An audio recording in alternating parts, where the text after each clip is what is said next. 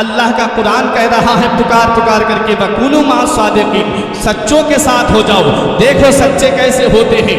ایک وہ بھی سچا تھا، دریا کے کنارے بیٹھا ہوا تھا، بھوک نے نڈھال کر دیا ہے، پیاس کی شدت نے بے چین کر دیا ہے، لیکن دیکھا کیا ہے کہ دریا کے اندر ایک سیب بہتا ہوا آ رہا ہے۔ اس سیب کو بھوک کی شدت کی وجہ سے تناول کر لیا، آدھا سیب کھایا، اندر سے تقوی نے جھنجھوڑ کے رکھ دیا۔ اے ابو صالح، تو نے سیب کھایا ہے، یہ سیب کسی باغ کا ہے اور باغ کسی مالک کا ہوگا، تو نے مالک کی بغیر اجازت کے سیب کھایا ہے، تیرا تقوی، تیرے تقوی کا کیا ہوا؟ حضرت ابو صالح موسیٰ جنگی دوست نے جب پرہیزگاری کی وجہ سے آپ وہاں سے تقریباً 10 میل کے فاصلے پر وہ باغ تھا، وہاں کا سفر کرتے ہیں، اور جب اس باغ کے قریب پہنچتے ہیں ایک بزرگ کو دیکھتے ہیں وہاں باغ کے اندر بیٹھے ہوئے اللہ اللہ کر رہے ہیں۔ جا کر کے ان کو سلام کیا، بزرگ نے جواب دیا، کہا بتائیے کیا بات ہے؟ کہا کہ میں نے آپ کے باغ کا ایک سیب کھا لیا ہے، میں اس کی معافی کے لیے آپ کے پاس آیا ہوں۔ بزرگ نے جب غور سے پیشانی پہ دیکھا تو بلندی کے آثار پیشانی سے ظاہر ہو رہے تھے، سربلندی کے آثار پیشانی سے نظر آ رہے تھے۔ پیشانی کو دیکھ کر کے کہا بیٹا ہم معافی تو دے دیں گے لیکن ہماری 2 شرطیں ہیں، ایک شرط تو یہ ہے کہ تجھے باغ رکھانا ہوگا اور دوسری شرط ہم تجھ کو پہلی شرط کے پورا ہونے کے بعد بتائیں گے۔ حضرات المختصر بیان کر رہا ہوں، باغ رکھا رہے ہیں غوث اعظم کے والد جن کا نام شیخ ابو صالح موسیٰ جنگی دوست ہے۔ باغ کے اندر ایک دن ابو صالح موسیٰ جنگی دوست باغ کے اندر ہیں، غوث اعظم کے نانا کا نام عبداللہ صومعی ہے، ان کے کچھ مہمان آتے ہیں، آ کر کے کہتے ہیں ہمیں باغ کے ذرا پھل کھلاؤ، ہم اس باغ کے سیب کھانا چاہتے ہیں۔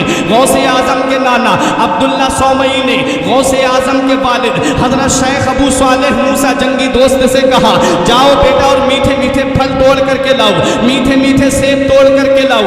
آپ جب پھل توڑ کر کے لاتے ہیں، آپ جب سیب توڑ کر کے لاتے ہیں اور لا کر کے جب آپ نے سامنے مہمانوں کے رکھے، اللہ کی شان و قدرت دیکھو، جس پھل کو مہمان ہاتھ لگائیں وہ پھل یا تو پھیکا نکل جائے، جس پھل کو مہمان ہاتھ لگائیں وہ پھل یا تو کڑوا نکل جائے۔ مہمانوں نے سیب پھینک دیے، کہا کیسا آپ نے یہ نوکر رکھا ہے، اسے یہی نہیں پتا مہمان کی مہمان نوازی کیسے ہوتی ہے، اسے یہی نہیں پتا کہ مہمان کے لیے میٹھے پھل لائے جاتے ہیں۔ انہوں نے کہا بیٹا ابو صالح تجھے ابھی تک یہ پتا نہیں چلا کہ میرے باغ کے کون سے پیڑ پہ میٹھا پھل آتا ہے، کون سے پیڑ پہ کھٹا پھل آتا ہے۔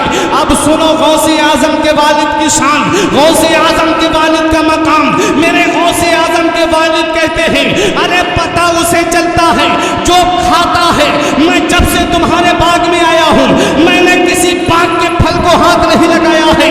غوث اعظم کے والد کا جب یہ جملہ سنا، مہمان بولے ہم اس کی بات کو تسلیم نہیں کرتے، تب غوث اعظم کے نانا نے کہا تم اس نوجوان کو نہیں جانتے، اس کی عظمت کو نہیں جانتے، اس کے مرتبے کو نہیں جانتے۔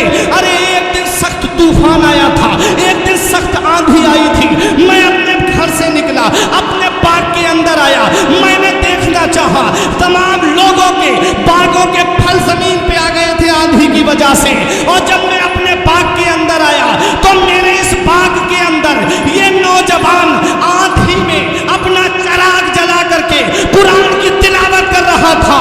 سب لوگوں کے باغوں کے پھل تو زمین پہ تھے لیکن میرے باغ کا ایک پھل بھی زمین پہ نہیں گرا تھا۔ میں بتانا چاہتا ہوں رٹھورا کے مسلمانوں، جب باپ نیک ہوتا ہے، جب باپ پارسا ہوتا ہے، جب باپ متقی ہوتا ہے، جب باپ نیک ہوتا ہے اور جب ماں پارسا ہوتی ہے، جب ماں متقیہ ہوتی ہے، جب ماں اللہ کی ولیہ ہوتی ہے، تو ایسے گلشن میں جو پھول کھلتا ہے اسی پھول کو دنیا قطب ربانی کہتی ہے، دنیا محبوب سبحانی کہتی ہے، دنیا غوث اعظم کہتی ہے۔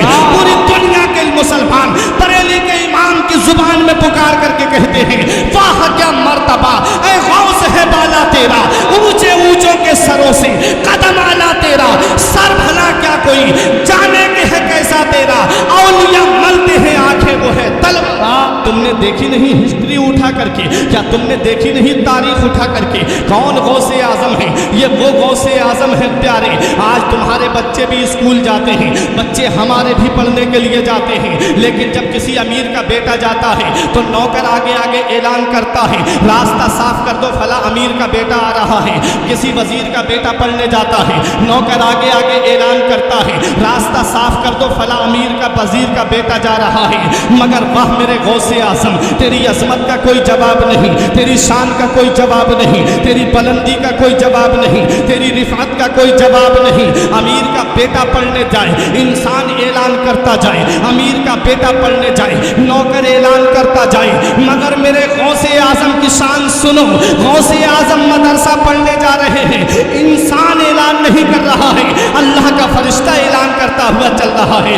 इफ्सहुत तरीका ले वलील्लाह, अल्लाह का वली आ रहा है, रास्ते को कुशादा कर, अल्लाह का वली आ रहा है, रास्ते को कुशादा कर दो। ये गौसे आजम की शान है। आखिरी बात सुनो, तकरीर को ख़त्म कर रहा हूँ। कौन गौसे आजम है? ये वो मेरे गौसे आजम है प्यारे, जिनके दुनिया का इंसान तो काबे का तवाफ़ करता है, अदना हो वो भी काबे का तवाफ़ करता है, आला हो वो भी काबे का तवाफ़ करता है, अनकस हो वो भी काबे का तवाफ़ करता है, आला हो वो भी काबे का तवाफ़ करता है, अकमल हो वो भी काबे का तवाफ़ करता है, ज़ाहिद काबे का तवाफ़ करे, शरीफ काबे का तवाफ़ करे, नुकबा काबे का तवाफ़ करे, खुतबा काबे का तवाफ़ करे, अब्दाल काबे का तवाफ़ करे, अत्ताब काबे का तवाफ़ करे, औताद काबे का तवाफ़ करे।